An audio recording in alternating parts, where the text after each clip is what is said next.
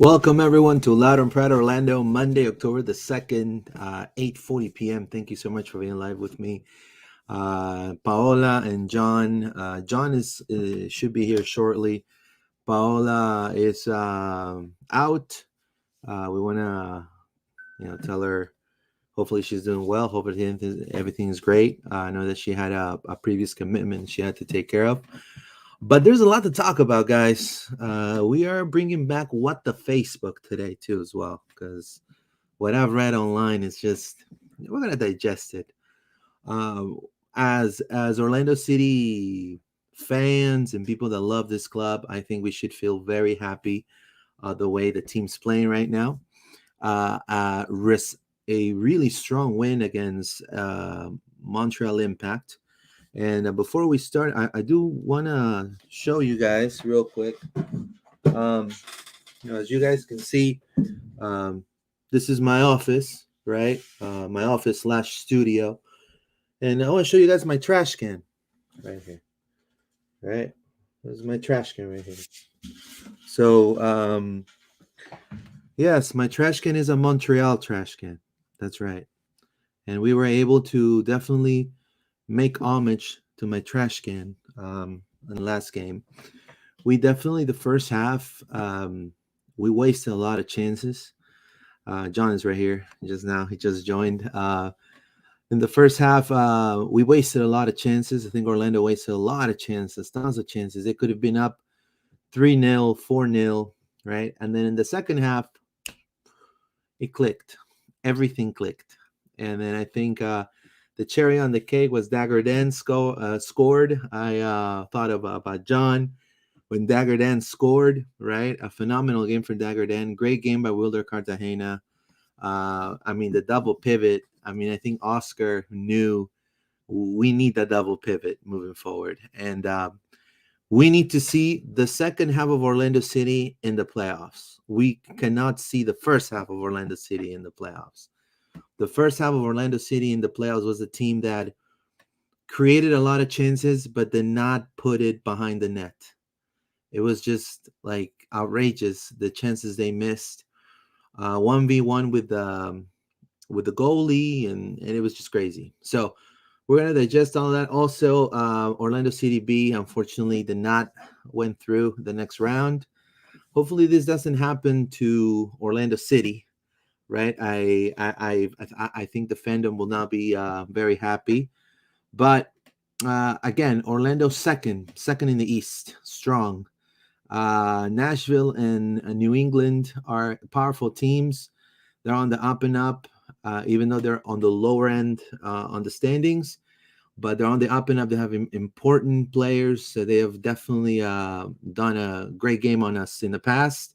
So we have to be very careful and very respectful to those teams. So how are you, John? How do you live that win against Montreal? Club of Foot.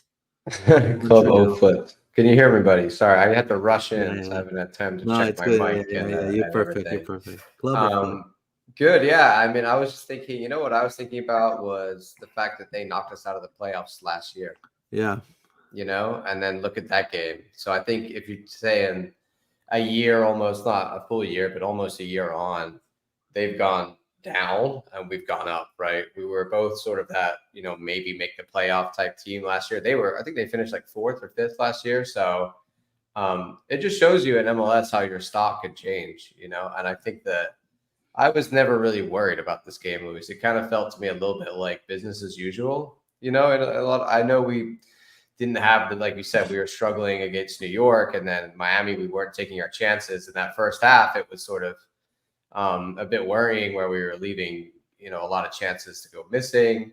And we're doing the same thing again, like you said, but I kind of didn't get that feeling of like, oh, we might not win this game. I always kind of felt assured that we had enough quality. We're going to generate enough chances to go ahead and beat Montreal. And like, really, they at the end of the day, at least they weren't like I didn't.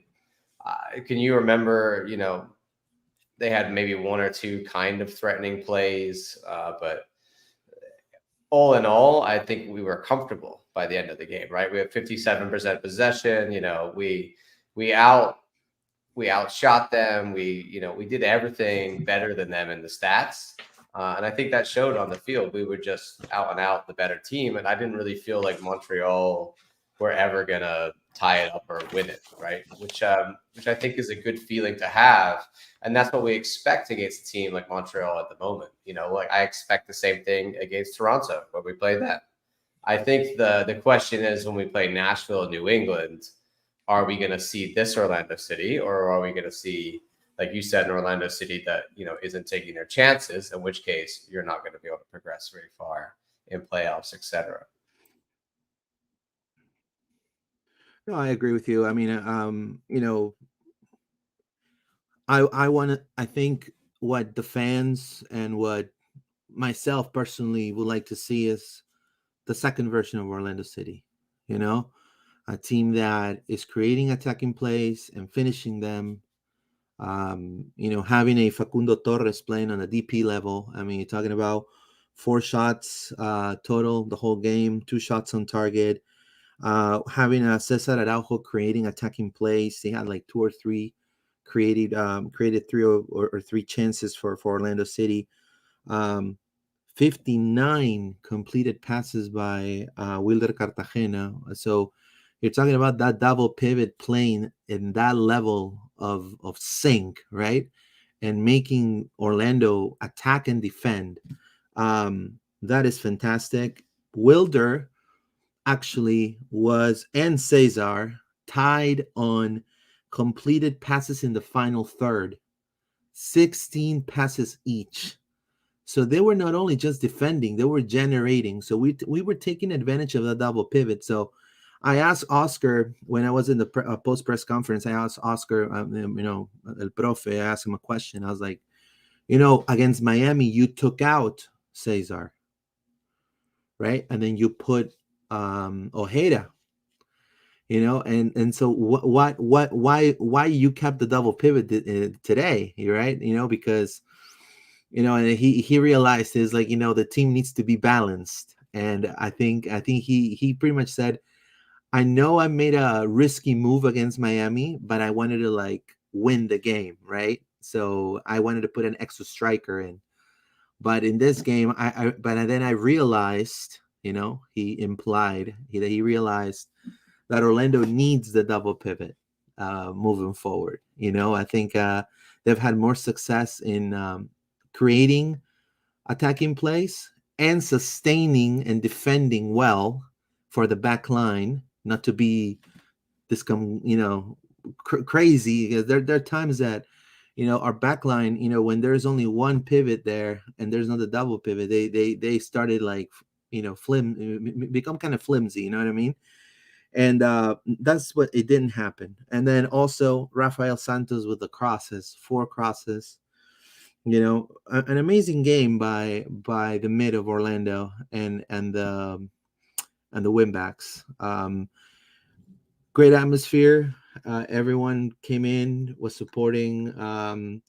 Honestly, Dagger Dan to me was one of the best players in the game. I mean, what a game for Dagger Dan. And then the cherry on the cake was his goal. Did you had a fanboy moment there, John? You're muted. It's funny because I'm in the wall. It's so far away from me when he scores that goal that like I was sort of just like, how did it go in? It's very hard to tell when you're on that end, those kind of goals where it comes, it was like it was Facu laid the ball through and then the ball came across, and I don't know whether Duncan touched it or not. I mean, they gave the Duncan the assist, but to me, it looked like Duncan did the, striker fake shot. Like, oh, I'm just going to act like I'm going to go for it, but really Dagger called, so I'm just going to leave it kind of thing. I don't know if you can see anything different there, whether Duncan did a cheeky back heel. I don't know, but Dagger was at that back post, and all through the first half, Luis, there was nobody at that back post. So you were talking about the Rafa Santos crosses coming in.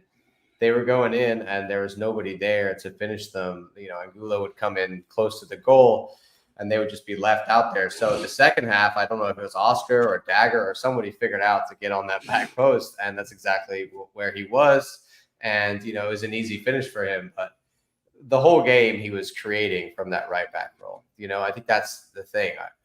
For me, because he is the mentality of a D mid or an attacking mid, like he's a box to box midfielder. So he's able to go into the middle of the park from right back and play like a midfielder, or he's able to go up the wing and play like a right winger. Like he has that versatility, and Oscar is allowing him to play that role. I would sort of liken him to maybe like what perhaps Trent Alexander does at Liverpool, playing like a sort of right back playmaker type role. A little bit of an inverted like a wing back, full back situation, but really it's more about giving Dagger the creative license there. And Oscar trusts him to be able to carry the ball forward. And the fact that the opposition is so worried about our forwards and often, Luis, they don't have enough guys to mark the fullbacks like that or close the fullbacks down.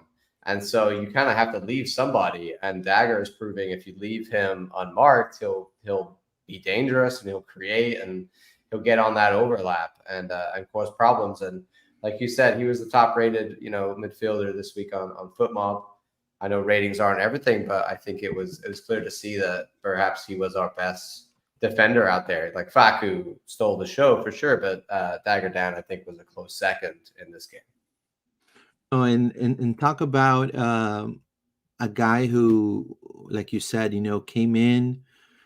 Hey, boss, put me where you can. I'm gonna give my 120%. And what I love about brought him in, Luis, I never would have predicted that he would be our right back. Right, that's something that same here. Yeah, same here. And he pretty much said, "Hey, let me take this chance and let me run with it and let me excel at it." Like he had the drive to make it work, and he never gave back that position to Kyle Smith. I mean, I you know what I mean? He never gave it back. He just took it. But I think Oscar shows that. Like, if you're a guy who works hard for him and does, what he wants from you and is reliable, and it's the same thing with Angulo, right? Like Oscar, once he trusts you to do a job and he thinks that you're able to do what he asks of you proficiently and well, then he continues to put you in the lineup. And I think that's what's happened with Dagger Down. Like you said, he took that opportunity mainly because he was just happy to do whatever, right? It wasn't a case of, I don't want to play right back or I'm not interested in this. He said, yeah, I'll do whatever the team needs me to do. And now the team needs him to carry on playing right back, even when Mikey's come back, right? I don't think anybody is going to argue and say that he should be dropped. I think he's, like you said, nailed on that position, stolen it from Kyle in a lot of ways, and managed to keep Mikey out when he's come back from injury. So kudos to him to claiming that position and making it his own.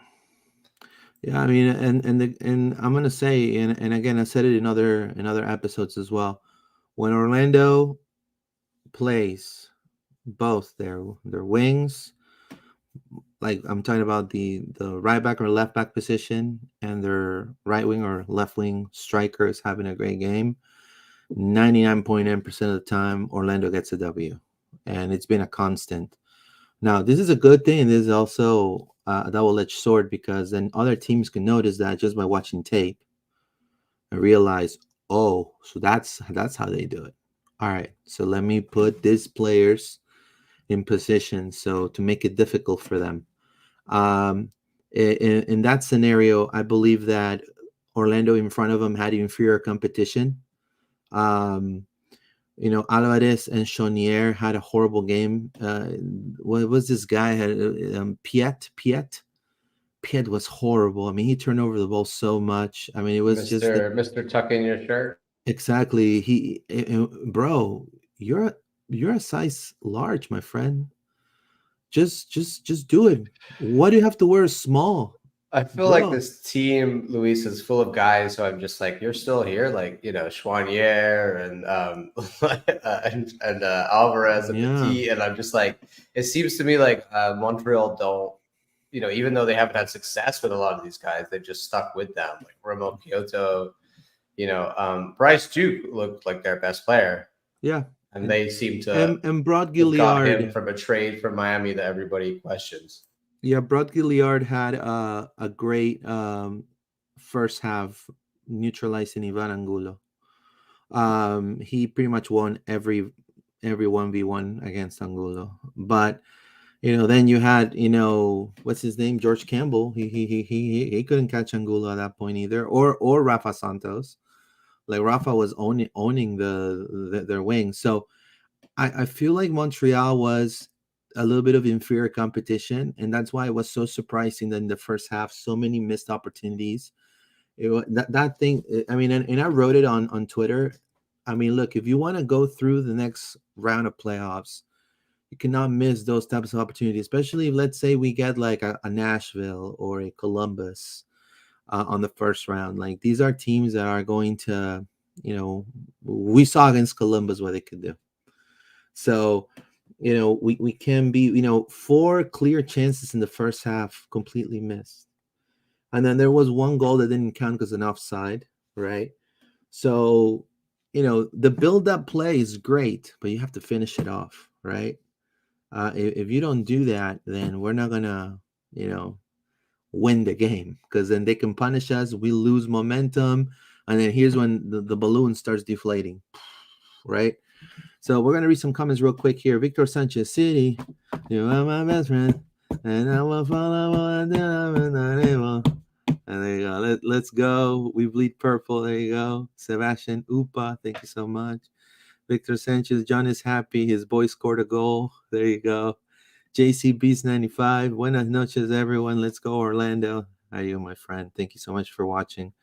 So, then let's talk about the El Cuervo, right? Facundo Torres. I mean, talking about on the beginning of the year, we were like, he's not looking like his former self. What's going on? He just got a baby. But the man is happy, and he's demonstrating, big time.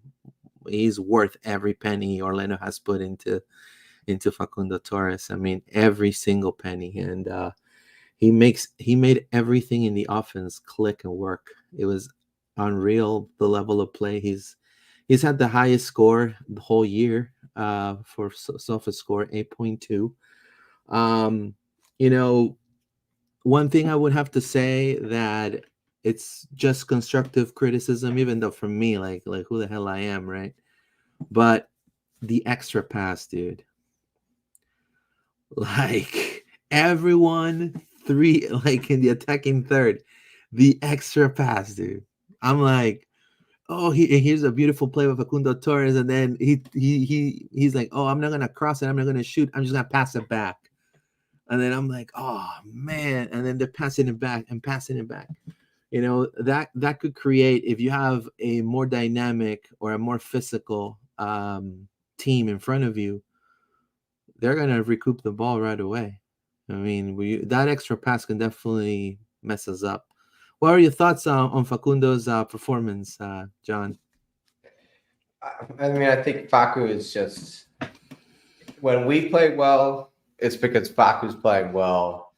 And whenever we were winning, if you look at the last, all of our wins, you take out the Miami and New York game, every other game has been a win in the last like 8 or 9, and Facu has scored in every game. The guy, he just seems to, when we're clicking, it's all about him. It revolves around him. He is the Kaká / Nani of this era. That is undeniable. He is the guy that we revolve around. And so we need him to be on form. And this was another game where he ran through Montreal. Like, they didn't know what to do about him. They couldn't stop him. And Angulo gets so many chances because everybody's watching Facu, right? And like Mauricio and Duncan. And I think he's marked out of the game, but then yet he still manages to find a way to influence the game. And I think that shows the quality of what he's bringing to the field. His goal, that was the Angulo pass, was a perfect example of what we should have been doing in the first half, right? Like, how many times the first half does Angulo get through, and either miss or doesn't look up and doesn't make the pass. And we just need to be simple. Like, just Facu's going to get there, or Duncan's going to get there. Once we get through, look for that easy pass, or, go yourself and take the shot. But we just need to be more clinical. And Facu is that guy. Like he gets up in those positions and he always tests the keeper or he makes the right decision. So as long as he's clicking and he carries on this form, Luis, I think that's what we need going into playoffs. If he suddenly drops off or isn't able to do what he, create and be that guy for us in a game, then I'm worried about who's going to step up and do it. Because I think right now, Facu is that guy for us, and we don't have anyone else who can do what he does. Yeah, I agree. I mean, he's his great performance is showing. He's been back to back in the team of the week. In this last one, he was also on the team of the week right now. And that shows you because MLS would never select him as the guy, the player of the week, right? He wouldn't be winning that very often, and he's winning both now. I mean, he has no. I mean, MLS has to put Orlando City players there now, so they have no. You know what I mean? They kind of. And also, they should be talking about him in the MVP conversation for sure. I agree, and also look at and I'm gonna say this, St. Louis, man, and my hat's off for St. Louis. I mean, the scouting, the people, the atmosphere in their stadium. I will say horrible jersey though. I'm telling you, that salmon color, my friend, that is a horrible color. But then again, whatever. They're winning. They love that stuff. Cool. I can't believe Douglas Costa made team of the week. I mean, LA is so bad that Douglas Costa is relevant. Aviles, he fouled the crap out of us on that game against Inter. He's part of the team of the week. And Andre Blake. Some love for Pedro Galese? No love for Pedro? It's unbelievable. I just feel like there's like a goalkeeper conspiracy. What happens if Pedro doesn't win goalkeeper of the year this year? I don't know. I think they'll give it to Drake Callender. Oh, come on. Callender? Yeah, I think they will. That's where I rinse my broccoli. I mean, they're just it seems to me that sort of thing, right? I think Petrovic was up there as the guy who was going to win it if he hadn't gone and hadn't left. Like he was clear favorite. There are, Andre Blake has been out for most of the season, so usually he would be up there as a top contender. Guys who haven't had as good as seasons that have been there in the past, right? So Pedro, I think, would be a candidate to say he's in the top 2 or 3 this year.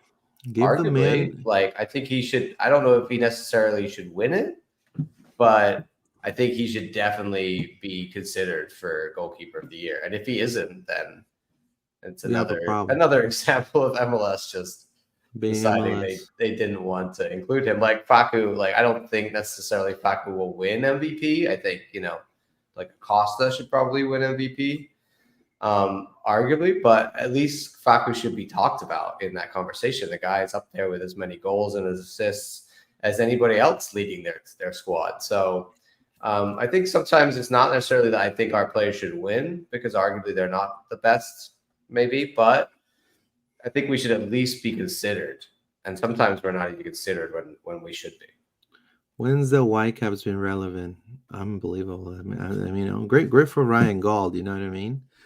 But I mean, it's good to see, St. Louis. Well, if you score a wonder goal, or if you're if you're a defender who scores a goal, you're making it in team of the week, regardless. Like you might have put it in with your butt, but you're still making it in team of the week.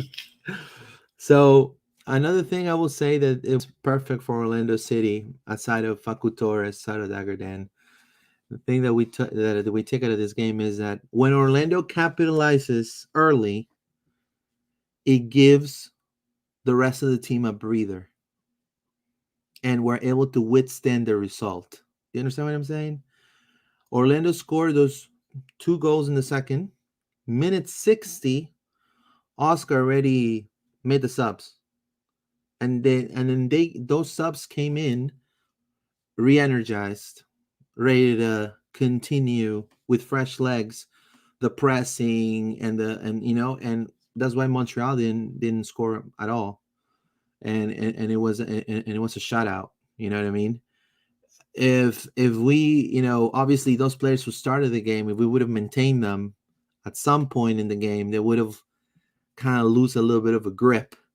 That's why it's very important to capitalize early in the game.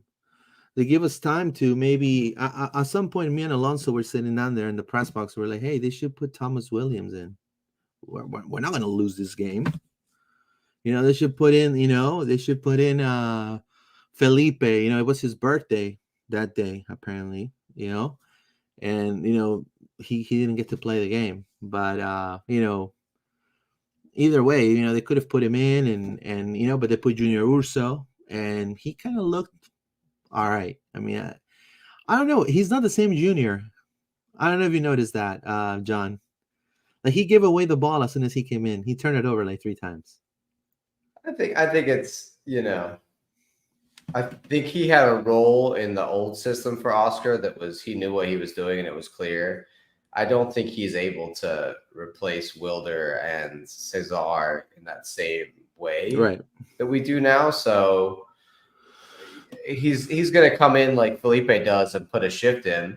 But if we have to start one of them, I think that drastically changes. Like the double pivot is not the same if you replace one of those guys. It just isn't. So I think Junior also is, he knows that he's coming on to just do a job in terms of like in a 3-0 scenario. He's not coming on to try and create. He's just coming on to run the clock out and tear guys down. So I'm not gonna judge people. I wasn't particularly. I think they could have come on the subs and got another goal, right? But we kind of came on and saw the game out, which is that Oscar or is that the fact that the subs just weren't able to impact the game, right? Did he tell them to come on and, play it someone safe, retain possession, let's just see this out. I don't need another 3 goals, right? It depends what his instructions were, but I think Ramiro and Ojeda, they had okay games, but they didn't, they weren't able to really take the sword, with fresh legs. I would have hoped maybe they would got a goal themselves or we'd gone on to get 4 or 5. I think if I'm going to be really nitpicky about this game, I would say that we left goals on the table, right? So we could have scored 5 or 6. And they kind of seemed to be after the subs were made that, I don't know, we were not as aggressive or we just weren't as creating as many chances, and we were quite happy just to kind of see it out. Yeah, I mean, I think we've created I think he's a great sub coming in, somebody that could score. He's still getting used to being back with the old gang, in my opinion. And really, I mean, that game was, Orlando had the W right there, and so they felt he probably didn't play with as much. It's different if you come on and we're chasing the game than if you come on and we're just seeing out the game. Yeah. So 2023 Supporters Shield winner is FC Cincinnati, home of Skyline Chile. And they're going to be playing the CONCACAF Champions League. First trophy in history of their club, the Supporters Shield. I think is well deserved. I think it's a great team with great players, a great organization overall, and great fans. Very respectful people. So, good to see them win. Now, here it comes with us. And we're going to check the standings real quick here and keep dropping your comments because we're going to be reading them in just a moment. MLS standings. So, we are the Supporters Shield winners. And then here we are, second with 54 points. And how important are the next 2 games for Orlando, which are against Nashville and then obviously what's his name, New England. I think the New England game, it's gonna be a big game, both next games. Now people online are saying, hey, Montreal is really not a good team to measure yourself on and blah blah blah, but Montreal have complicated us in the past. Montreal beat us also. So People started a movement because Orlando lost against Montreal. The Papi out movement. So, and now we beat them 3-0. And those same people are now saying that, they're going to be off the puppy bus after New England and after we got clobbered by New England and Nashville. Pretty much is what they're saying. Well, I feel confident we can definitely compete against those two teams. And I think to me the New England game is a little bit of a higher importance. I mean, both are important, but I feel like the New England game is definitely going to lock us in the second spot. And then eventually, if playoffs will start today, Orlando City will face Nashville in the playoffs. I don't know what your thoughts about that are, John. So, I think some people are quick to sort of, we have a couple bad games and then they go back into a negative mindset. You want me to put him on? You want to put the picture? But I think you brought the link I sent you. Yeah. Yeah, you can go on that really quick. Look at that. I'm sorry. Oh, this guy. Okay. Yeah. Oh yeah. I think he might be trying to troll us. I think this is the guy trying to get clickbait. I don't know. I think it's a very.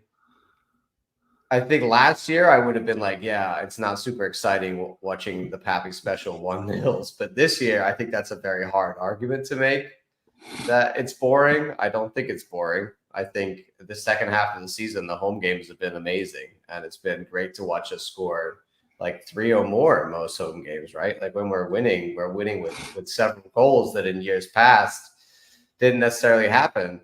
Yeah, you get results like the 1-0 against Cincinnati, but they literally won the Supporters Shield. Yeah, so how could you be upset with a 1-0 away there, right? Like the 4-3, right. The 4-3 win over Columbus.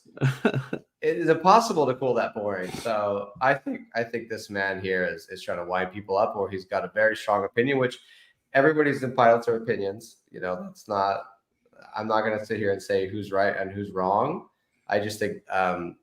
From my perspective, I believe that Oscar has changed to being a more attacking coach. And I think that's what we can see this year. I think it's evident. I think everybody knows that we're not just trying to be a 1-0 win, see it out, defensively strong team. We're trying to go out there and score 3 or 4 goals every game.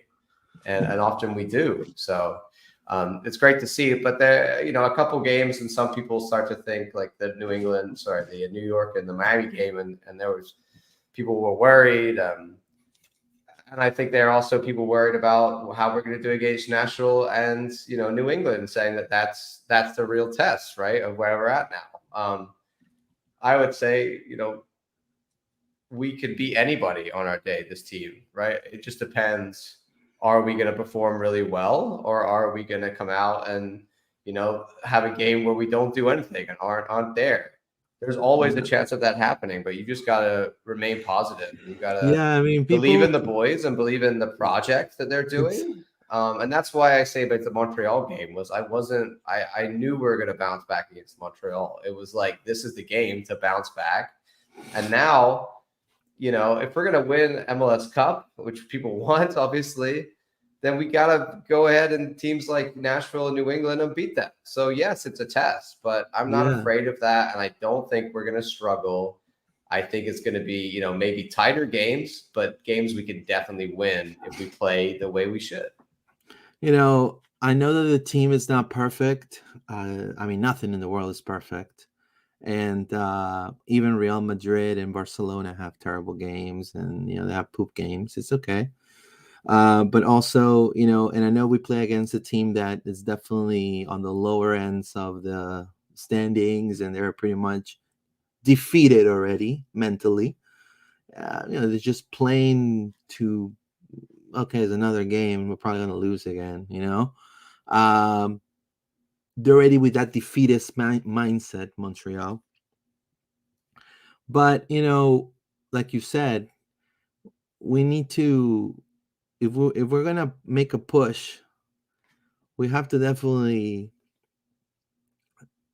dominate, or at least play smart against teams that, in my opinion, have players in key positions that are probably a little better than us, right? And these are, for example, on the left back and right back, New England is really good.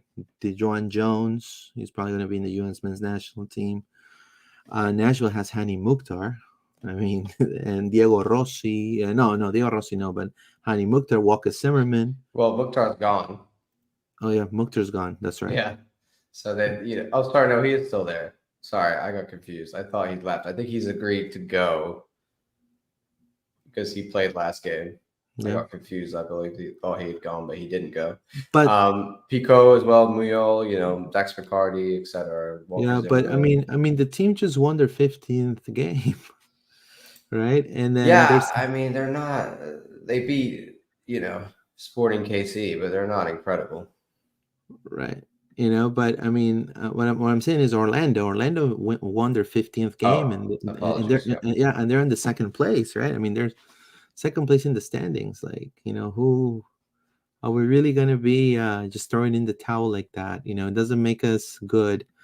To most wins in history, in team history, this squad by Oscar Pareja right now. So I just think we just need that extra push, and I think we're on the verge of seeing something interesting. So what's going to happen if Orlando wins the next two games?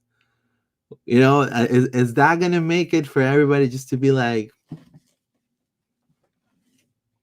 or we're gonna be knocked out of the playoffs, and we're like, oh, I knew it, I called it in the beginning of the season. Oh, chaos. Come on, man.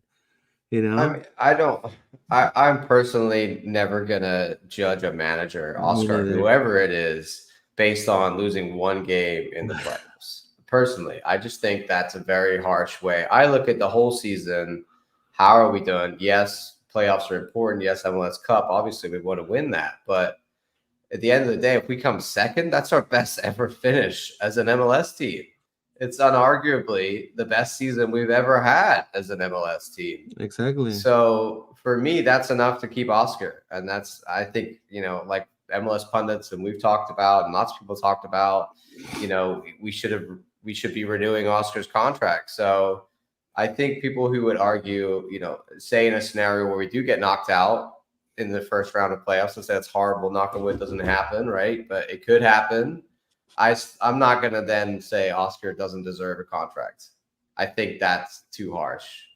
Yeah. I think it's a cup tournament. You can have one bad game, or right, you can slip up. It happens. And also, but I understand that some people only accept winning as the only thing. I understand that's your parameters. It's all about where you set the acceptable, and it's the same for the owners, right? That's the real question. What do the owners see? Are they going to be upset if we go out in the first round of playoffs? I don't think so. I think they're looking at it from a whole perspective, growth year on year.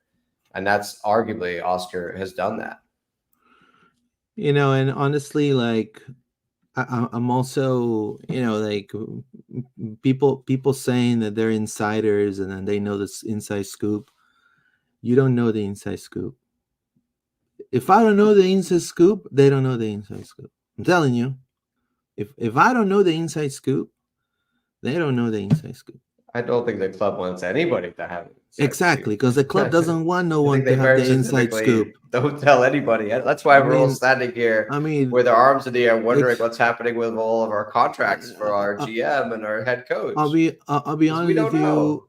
I'll be honest with you. No one knows the inside scoop. If anything, I'm going to say this, I don't care. It's fine. They'll go and they say, okay, from all the MLS pundits, who has the most retweets? Who has the most likes? Oh, okay. Oh, yeah, Bulger. You got, whatever guy. Hello, Tom Bulger? Yes. Yeah. Hi. I got a nugget for you, my bro. There's a reason they're not, Tommy Scoops is Tommy Scoops, right? No one in Orlando City, in Orlando, any of my colleagues, has any nuggets. It's going to be guys like here we go. That's No, the people that right. get these Fabrizio inside because Romanos, exactly. they spend. I don't know It's how not. they do It's it, but not going to they be. got connections. It's not going to be a fan. No, and I'm not being as no one from the front office is going to go call a fan. Hey, let me tell you what happened, my friend. Let me tell you the inside scoop. No, no one's going to do that in their right mind. All right. So people that are making these allegations that they know more than the people that are busting their ass working right at the press box, it's outrageous, and that also is really dishonest. And it's not true. Don't believe in those people. Trust me, I'm telling you, it's bad. And look, there's 3 games left, and there's one that's what to me is the most important because it's a direct rival for us, New England. We draw against Nashville, let's say, and then we go and we beat New England at home. Isn't this the best home record since Oscar was here? Probably, right? Would you say? Yeah, I think. I mean, I'm not a stats guy. I'd have to go Right, back and, but and analyze probably all that. But I think the most wins at unarguably, home. Probably. I mean, you're talking probably. about, and I mean, isn't this that second half of the season, Luis, I think is some of the it's best been soccer I've seen at exactly, Exploria Stadium for Orlando City. Like it's not. I don't think we've ever like it's a fortress again. Like it exactly, was in the USL era, and it was for early parts of our MLS when we had all that support.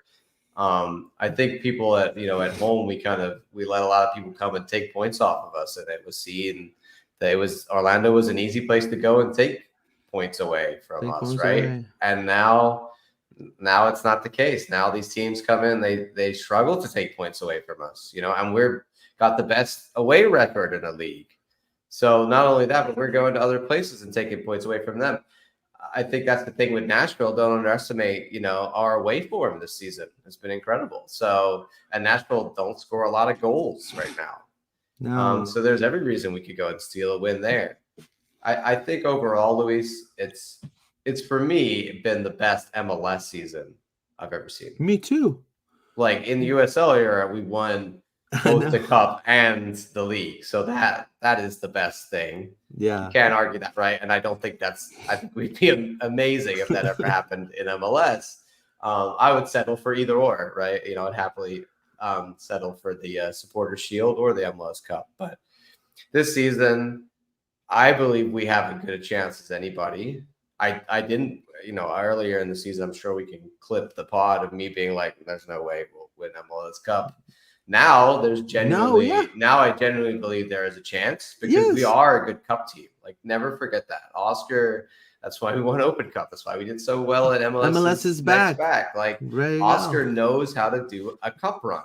And so if we were in hot form going into this and with the home playoff games, everything is there. And the team is, fully fit. We get Antonio back. Everybody's available. Like exactly. It's all lining up. It's all lining up. Miami probably won't make it. Well, it's all lining up to be, our story. So I think Cincy are gonna drop. I think they're the kind of team that has a bad game in them for sure. Like they were consistent, but they'll slip up. So I think we have as good a shot as anybody. The teams in the West don't scare me.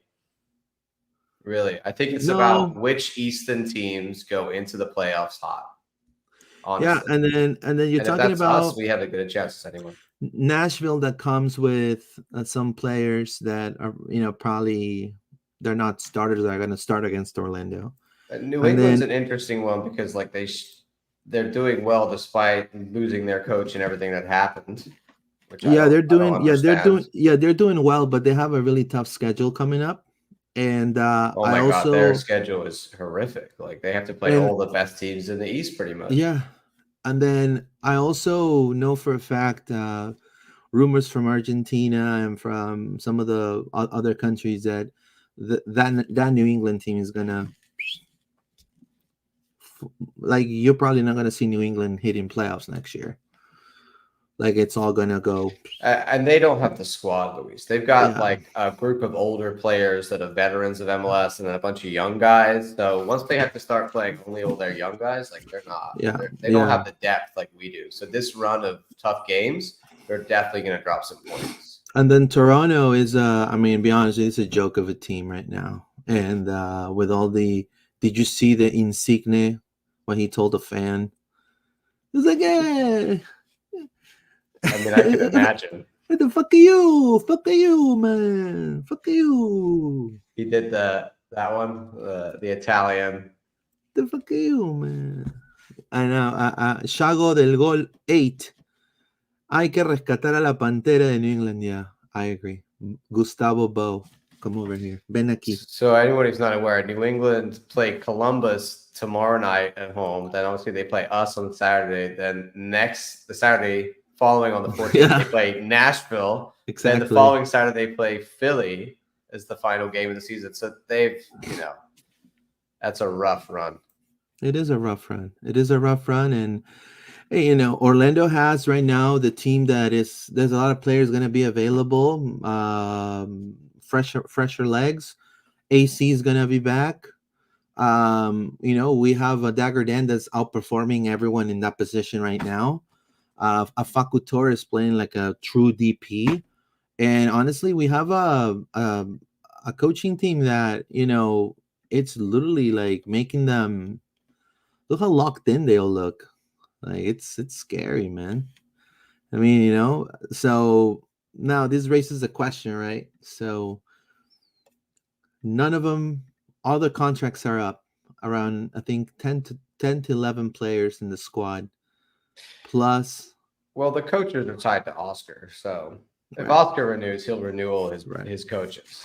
And it's more the GM like Luis also and Ricardo Moreira. Sorry, I almost said Pereira. Wrong. Ricardo Moreira. So who's I want to say the chief scout. I thought it's not officially the technical director. I believe this is his technical role. But those guys are technically Luis's Oscar's boss, right? So it's a trickle down effect.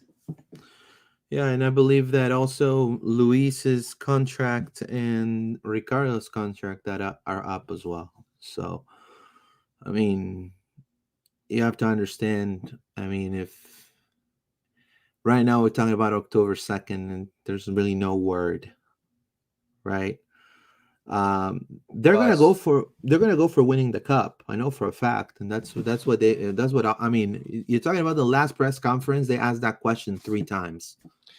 So I saw the Wilfs were in the owner's box on Saturday for the Montreal game. All of them were there, like most of the family. So, and also I know their representative who works for them on the board was down as well. So if they're in town, it might be, obviously they come to see the team, but they also might be making, negotiations. So I don't know. Historically, Luis, we've always waited till the end of the season. Maybe that's just the way they want to do it. Maybe Oscar's fine with that. Maybe he's just like, that's the way we've done it here before. I want to concentrate on the season now. I don't think Oscar has a desire to leave. I'm just hoping that they made it clear to him that he's going to get his contract renewed and he's not questioning whether that's going to be the case or not. Because, like we said, we want him here next season. Yeah, and then the club is now putting the quotes of the questions that he was asked about his renewal on the quote sheet. Oh, really? Because people are asking all the time now at the press conference? There were last press conference, I'm going to say it, and you're not going to get it from any other pod. I'm just letting you know the inside scoop, my friend. The inside! So, Luis, explain that to people who don't know that how that works with questions. So after the game, there's a press conference. And you guys can see the footage is in our YouTube channel. And, you have the coach that talks first, Coach Pareja, and then you go and you have the players' availability. They're able to talk to you and you can ask them questions. Obviously, you want to ask them questions about the game and what's going on, right? And that's usually what happens. In the last game, it was Oscar, Wilder, and Dagger Dan. So Oscar came and talked, and then I think Alonso and a couple of other people within the press box, they asked about his renewal. Obviously, some of them in Spanish too. Hey, what's going on with your renewal? And then he's like, literally, I'm gonna say, I am, and you can see it in my Twitter. It's right there verbatim. It's like, I'm not thinking about that right now. Like, I all I want, and all what the players are thinking of, is Nashville. Like, I'm, what's gonna happen next. I'm here to do a job, and I want to win. That's what Oscar's saying. I hope, Luis, that I think that's healthy from our perspective of just focusing on this season and what they're doing and the project and everything, getting the players to focus on that. And I think that he had that mentality because you would feel like, okay, I'm going to talk to them later, but he doesn't feel like it's a question, right? I think he feels comfortable with the fact that it will be dealt with and he's not anxious to deal with it. So to me, that says that if he's comfortable to wait, then he knows that the contract will come at the end of the year, and he doesn't seem to be concerned by that. That's the way I read it. How would you read that? Yeah, I mean, I just maybe feel we're like, panicking, but Oscar knows that they're going to renew him regardless. I have a feeling that he's just going for that MLS Cup. I think everyone backstage, every single player in the team, it's saying, hey, we're second. We're playing the best soccer right now. We're going for the cup. Like you ask Facundo, you ask any of the guys, they're going for the cup. They're a little locked in. And I feel like he doesn't want to, and I kind of understand. Distraction. Exactly, because it is distracting.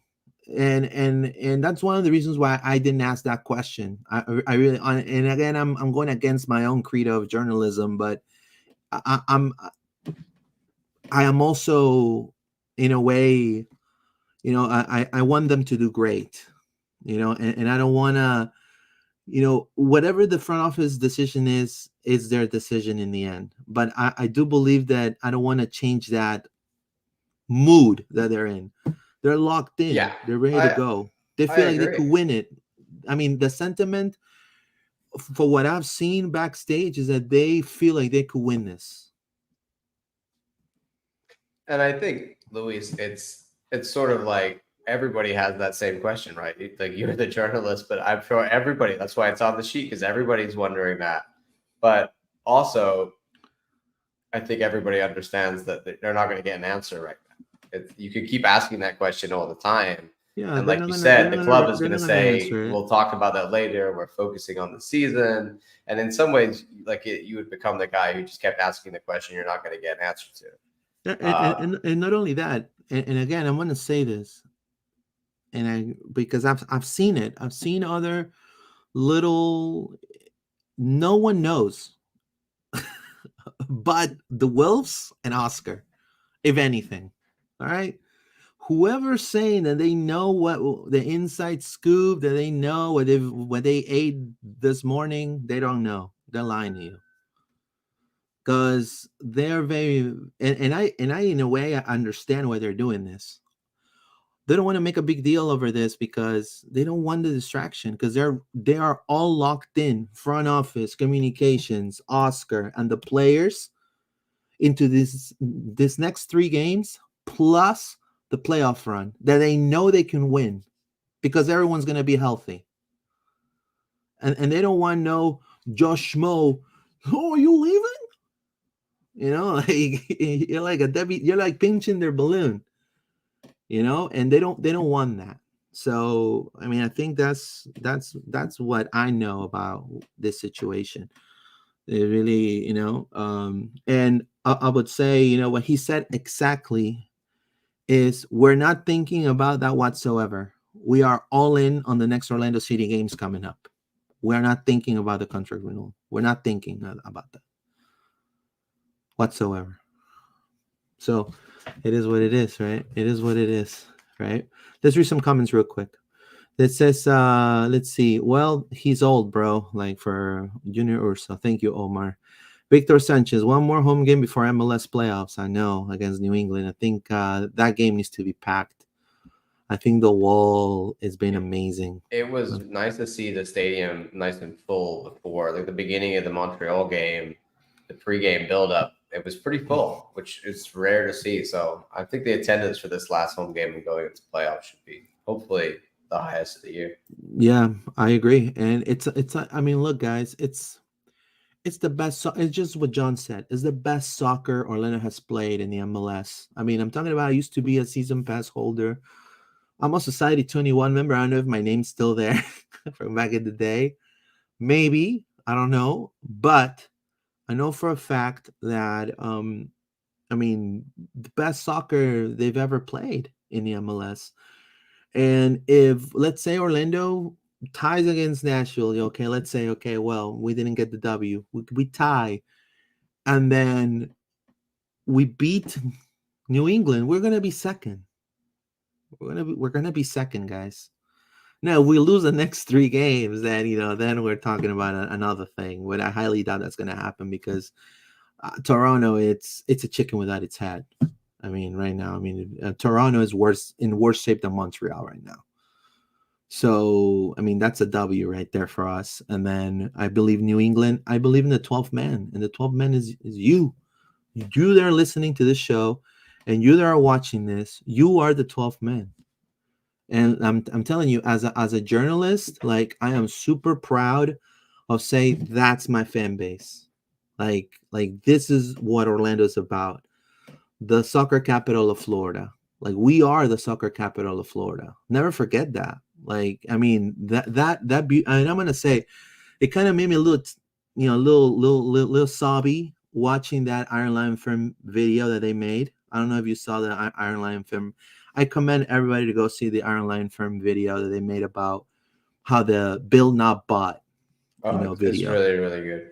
It was powerful. Like, I mean, from the very beginning, the first Orlando City team, USL championships, going to MLS, and then all the stuff that and then you see them making that huge, beautiful tifo they made in the last game against Miami. Like, I mean, I'm telling you guys, like, that's our culture right there, man. Like, that's what we've been brewing since 2015 here in the MLS.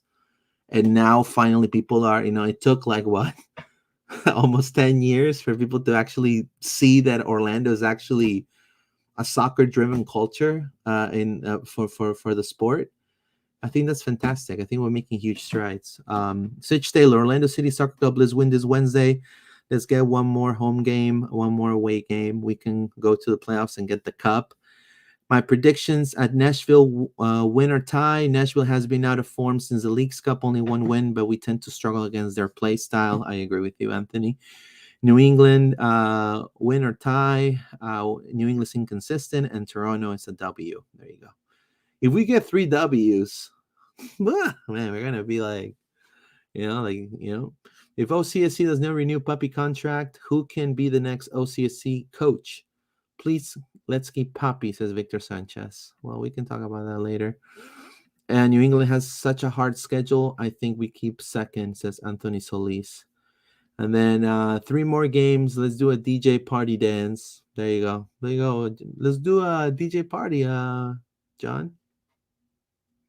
Yeah, I'm gonna see if Paul is going to be at the tailgate for the last game. I might go join her over there for. I might join her New for England. Yeah, I know. If you come early enough, Luis, just come have a beer with us. there you go. It says, yo creo que estuvo con Oscar en Tijuana. La Pantera Bo. Yeah, he was with Oscar in Tijuana. So Bo and Oscar know each other. He's a great striker, but I think he's getting a little older. I would prefer his younger brother, who is playing Argentina right now. That's just my opinion. I think he's good. Les cambiamos Ojeda for Carles Hill. I think he's a New England supporter. So he's saying we'll swap Ojeda for Carles Hill. I'm down. No, I'm just joking. No, Tincha's good. Tincha's good. Let's read some more comments here. So oh yeah, there you go. Let's you sent me this tweet, right, John? Right here. Huh? Yeah, it was interesting. there's a post about who's clinched Champions League spots. And most of these teams above us in the East, well, we're above them in the East, so therefore we would qualify before them if we finish seconds. There's 2 spots there, best in MLS after the above and best in MLS after the above, and the MLS Cup champion.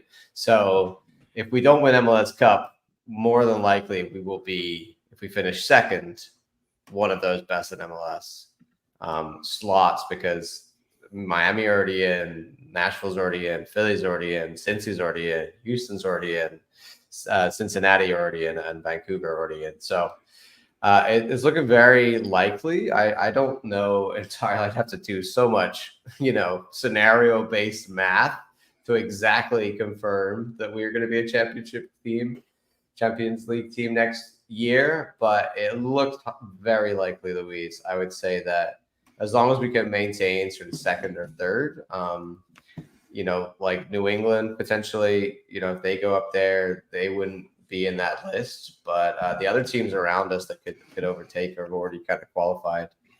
Columbus is another one that potentially, but there's multiple slots there. So I think it's very likely that we're going to have Champions League play 2 years in a row, which is something I didn't expect. Did you expect that? I was just happy we had Champions League. No, 1 year. I mean, I was pitching myself that we are a Champions League club.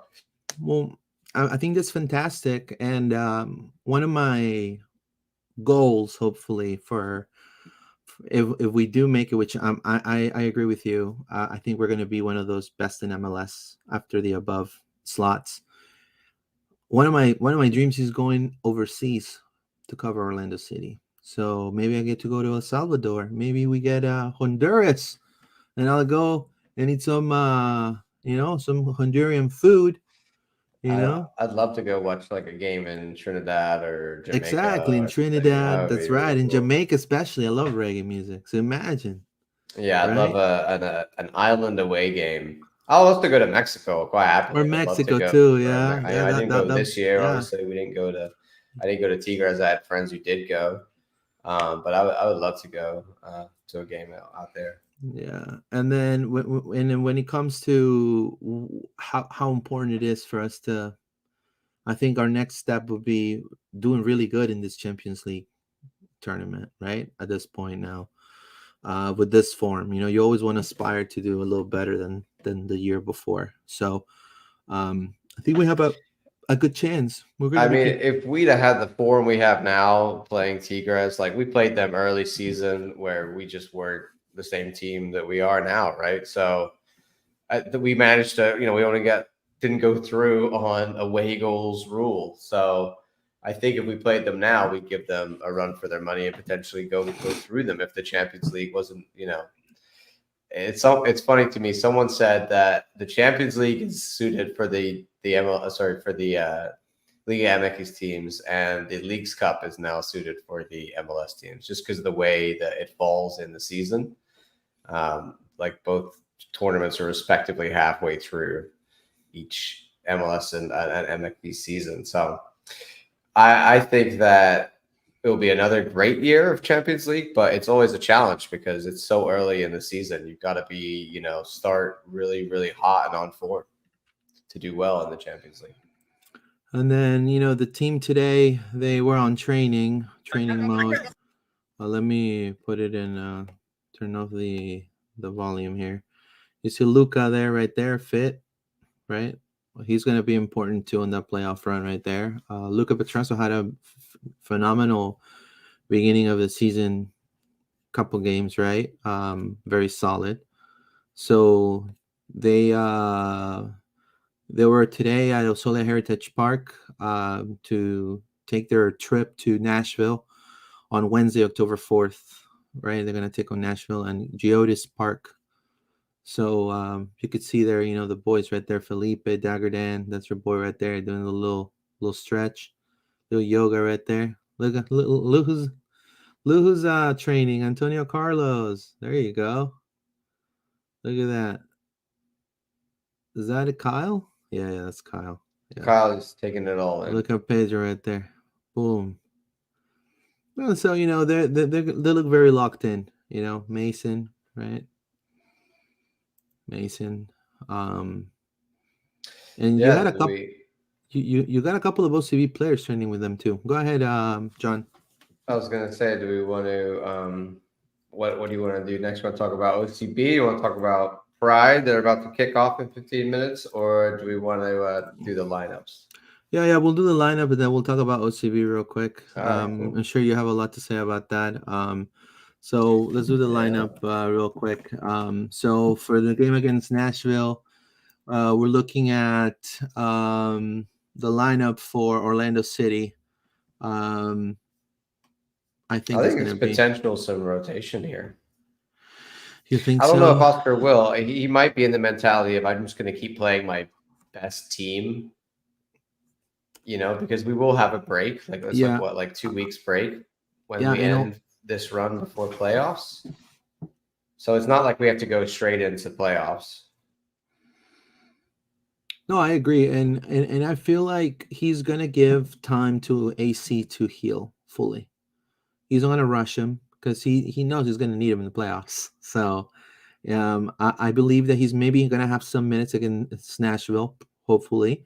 But I think we're still going to see Rodrigo and Robin. So you're talking about Pedro, right? Galese, right? Galese, obviously, he's going to be our starter. And then which, by the way, I do have to say, the game against Peru, right? Peru versus Chile.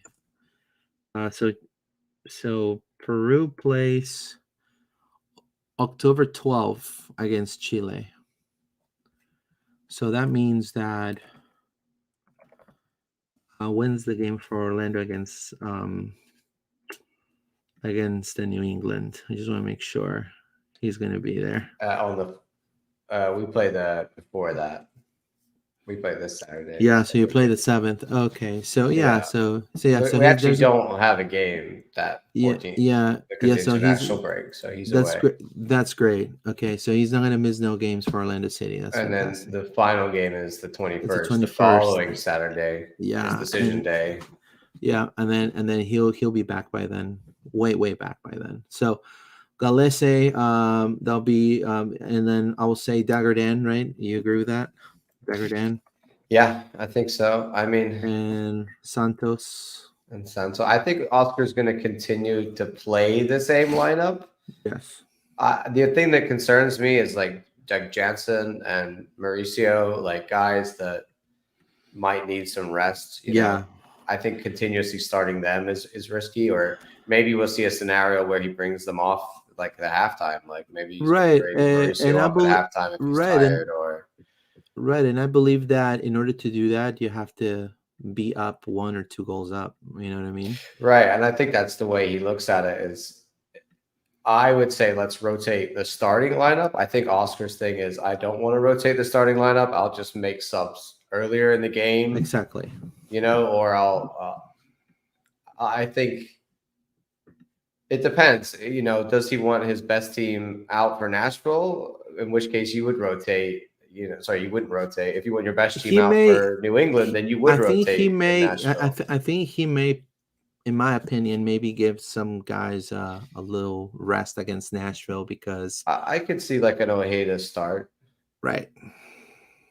It could happen. Or I could see. Maybe I don't Facu, think. I don't think he's gonna get the double pivot arrest, but especially against Nashville. I think it's player by player basis too, right? Like I think some of our players, like Angulo, can go every game, and I'm not worried about that. Like Dagger Down, I think is fine, and even Santos, I think most of our players are fine to play 3 games in a week. I think that you just have to sub them off earlier, maybe in one of these games, and maybe in this game, careful. Maybe in this game we will see Angulo taking a rest, and then maybe see Ramiro. Yeah, I mean, I could see Ojeda coming in for Facu even, like if he was going to be really. Yeah, I don't think he will do that. I don't think he's moving Facu out of there. No, I think he'll just start the same 11. Honestly, I think he will do the exact same 11 again. and maybe we'll see subs earlier for winning. Yeah, You know, I agree on that. I mean, I think this is gonna be I think what I've learned from Oscar this year is if we won the last game, he just wants to repeat that lineup. yeah. It seems to be the trend. So this will be Now, I think we the have the depth to start some other guys for sure and right, still get right, away with it. right. For I don't think example, he will. so let's say Orlando's up 2-0. If I we're up mean, 2-0 it's at the half, you take off back. yeah. You take off Faco, you put Ojeda there. You You take probably take Angulo, Mauricio out. I you would put take Jansen out Gonzalez. even, Yep, just I would take because I we would take can't lose Jensen out, him. put Thomas Williams or something. You know. We can't lose Jansen. That's the one that worries me the Yeah, most. If he goes down Jensen was injured, then injured or yellow card accumulation too. You know what I mean? I've got to go look it up. I thought he was, he didn't get one in the Montreal game, right?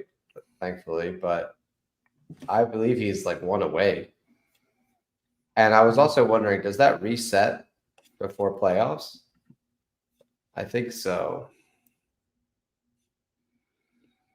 Hmm. Do you know about that one, Luis?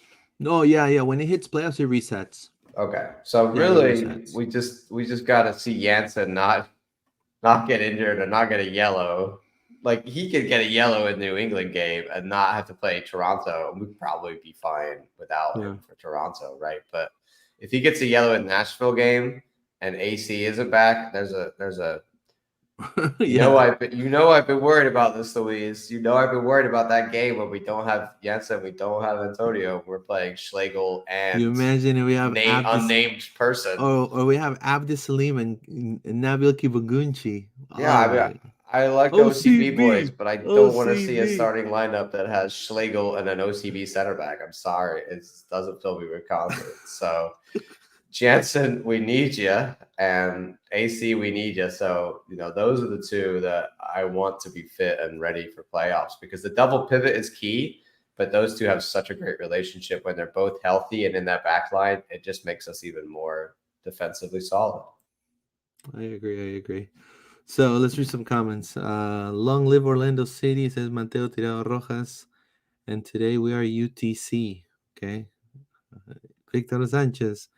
Western Conference standings is a joke. Eastern Conference standings kicking ass. There you go. We want to see 3 more games. Let's do the Apache jump on it and dance for DJ for game. There you go. Thank you, Sitch. Greetings to Buena Tarde. Thank you, Mateo Tirado. 3 more games. Let's do a DJ dance. There you go. So if we win the next 3 games and we go to the playoffs, do you wanna? What's the craziest thing you'll do if we win the cup, John? I think I'll get a tattoo. Like a back tattoo? No, like very small. not like no. I'm not getting like a Pedro lion on my back. No, I'll just get like a little something somewhere to mark the occasion. Like Kingston? Maybe like the lion or something, or like the old logo, the date or the cup or the score or something. I don't know. You can get this right here. Look. Maybe I'll just get Dagger Dan. Maybe I'll put DDT on my arm. Look or at something. that. You can get the old logo. The old logo is classic, but I don't really like it. Who drew the old logo? I can tell you, it was a small marketing company. We didn't even have a marketing department. We outsourced that logo. Wow. Yeah. I have the magnet still.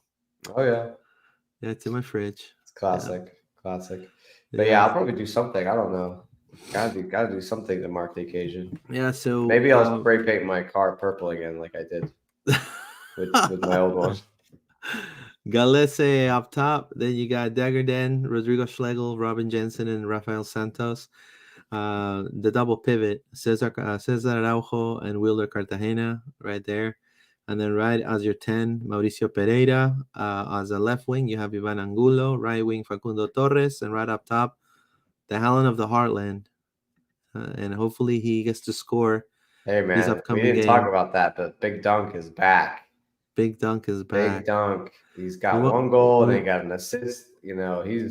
Dunk is back. Yeah, I'm so happy for him. I mean, what a performance and what a year he's had.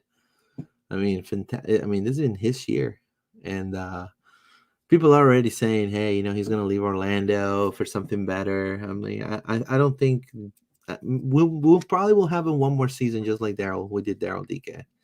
Did I show you the jersey that I got for Steph, which says Dagger No. Dunk on the back? So she wanted a jersey with both of them because she loves both Oh, Dagger really? and Dagger Dunk. So Dunk? yeah, so I got Dagger Dunk, and then it's number Uh, 36 because it's 13 plus 23, both their numbers. It's kind of. I was like the weirdest thing to put two That's players on the back of the funny. same jersey, but it's kind Hey, of maybe fun. she should take a picture of both of them. I mean, You know? they're my faves, and they're obviously her faves as well. Yeah. But they're I think they're also friends. I can see them, chatting and stuff Yeah. and hanging out. It's great to see guys like Dagger and Duncan and some of the other new guys just come in and now be such a part of that team and the squad. I feel like they're such a like a little there's camaraderie in the squad. You can see it in all the Yeah. videos and the celebrations when the goals and they're really good friends, and that's vital. Oscar's created that unity. Yeah, and then they're all, that's one thing I asked Dagger also on the post press conference. I said, "Hey, how do you do it, man? Because look, you're from Iceland, you got then Rafael from Brazil, and then you have, you have to speak English with Wilder. I mean, how do you guys do it? How do he's like, with some of the players, he already knows plays by memory, but with he speaks a little bit of Spanish. He said he had to learn. He was taking Spanish lessons, and he knows like how to say right or left or pass, go, run, like certain words that have been able to help him get along with everybody pretty well. So He you moved to know, Florida. He thought I could already speak English. I'm good. He didn't realize he'd have to learn Spanish. yeah, yeah. So, and you should have seen him with. They were playing the Latin music. 'Cause it was Latin Heritage Day, and they were playing all. And he was like, you could tell that the whole squad was dancing in the locker room. I And want to say shout out to the club on a great Hispanic Heritage Night. I feel like yeah, it was the best they've ever done. Everybody yes, was loving the mariachi bands, and the the best national anthem I've right heard. and the questions beforehand with Pedro and Wilder, and just really nice. It's such a huge part of our fan base, right, Luis? Like it's probably Yeah, I would say almost half of our fan base is they Hispanic. Like forgot. it's up there. So I think it's great to acknowledge, and I think everybody was. It's hard to find something that's universal, right? But Um, the mariachi band is something that spreads across it, and you everybody wanna loves it. you wanna know something about the mariachi band? You tell me. Inside scoop. They are the mariachi band from Epcot. Oh, well, that's not inside scoop. We all know that. They You announced that. knew that? I didn't know Yeah, that. they I announced didn't. that. I Also, didn't. everybody I knows that. didn't know. You didn't know that? No, I didn't know. I was Yeah, like, yeah. really? I was That's like, why they're yeah, so good mm-hmm. because they They were perform so all day at super good. Epcot in Mexico. Yeah. And then also Pedro, come on, man. When they ask him what exotic thing about Peru, they didn't say that in the Andes they eat guinea pig. He said ceviche though. I bet the Yeah, ceviche yeah, in yeah, Peru yeah. is That's is really right. good. That's right. But I mean, I never eaten guinea pig. I'll be honest with you. I love guinea pigs. Like but there's people in the mountains and they eat guinea pig, man. Oh, there you go. Little weird thing right there. But anyways, let's talk about some OCB real quick. Oh, Obviously, that's OCB. well, it didn't go their way. They bow out of the 2023 MLS Next Pro playoffs with a loss uh, against Columbus. So, how do you see this game?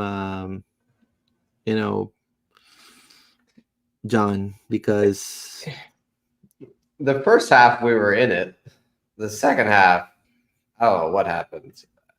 It sounded like we took off Jack Lynn and put, you know, Rivera up top, and he kind of seemed all on his own. We were getting attacks in the second half, and he was just completely on his own. It didn't seem like we had much of an attack in the second half. And then the last sort of like 15, 20 minutes, it sadly just kind of all fell apart. We ended up with, I don't want to brag on the boys. They're young and inexperienced, but it really felt like they, it was young heads and they sort of lost it a little bit. Juninho gave away 2 penalties in one game, which that alone is 1 penalty is unacceptable. How you go and do it again, I don't know. Otero he came up for the corner, I guess, and decided to stay up and made the worst challenge I've ever seen from a keeper up the field. On a second yellow, he got sent off. There was a scrap, and who was it got sent off during the fight? Well, it wasn't really a fight. It was, a shoving match, and we got a player sent off. I think it was Acuna. It just all sort of fell apart, and it was a shame because they weren't that much better than us. We just sort of, I don't know, Luis. We let them have it. But that was just one game in a very successful year for OCB. So we're looking at the overall year for them. I think probably their best year ever. Right? I agree. I don't remember it's the best. OCB is their best year. Finishing as high, Jack Lynn winning Golden Boot. Like, we scored so many goals. I think defensively this year, big problems. I think that needs to be worked on. But attacking wise, they played some great soccer. There was a lot of thrilling games this year. And it's a shame we couldn't get that, because if we'd have won that game, we would have potentially had a home playoff game afterwards. And I was waiting for that. Yeah, I was hoping to be able to go support the boys in a playoff game. So, but hey, they made the playoffs, something that OCB didn't do a lot before. I think they made them once before, if I'm not mistaken. And just overall, a big improvement. So, shout out to Martin Perlman for his excellent work in developing these players. I think now, Luis, I just want to see them.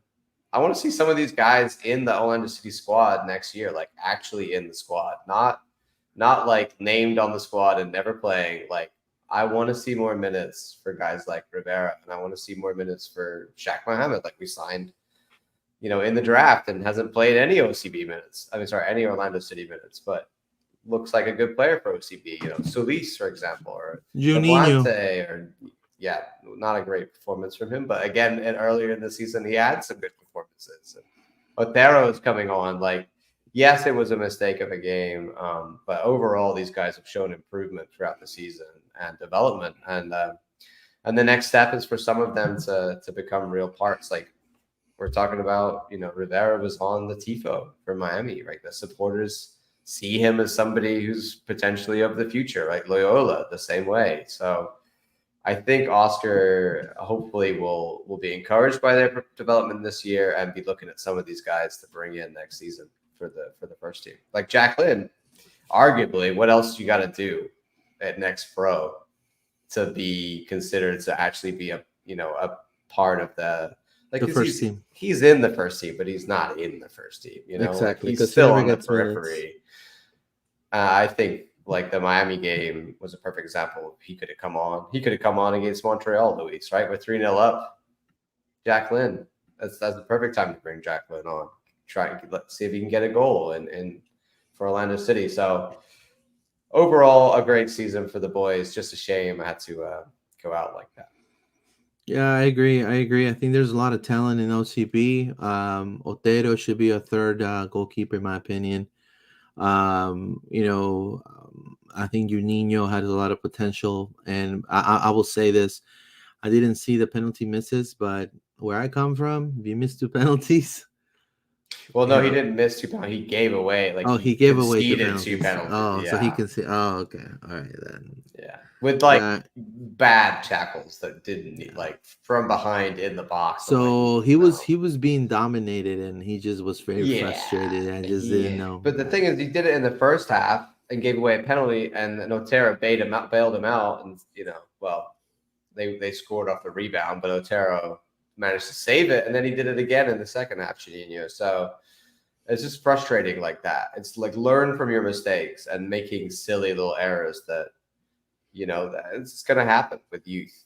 They got to learn, and that's how you learn. That's right. By making mistakes.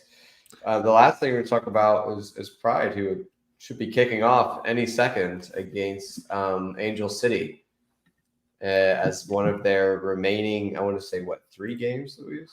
Yeah, it's an important match right now.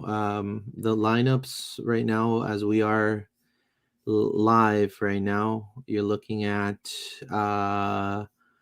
Morehouse right out top. Haley McCutcheon, that to me, she's a beast. She's been one of the best players in the team, in my opinion. Emily Madrill, you got Rafael Sosa, you got Callie Strom right there. Michaela Clough and Jordy Listro. Jordy Listro with the start. That's interesting. She's Jordy Listro with the start.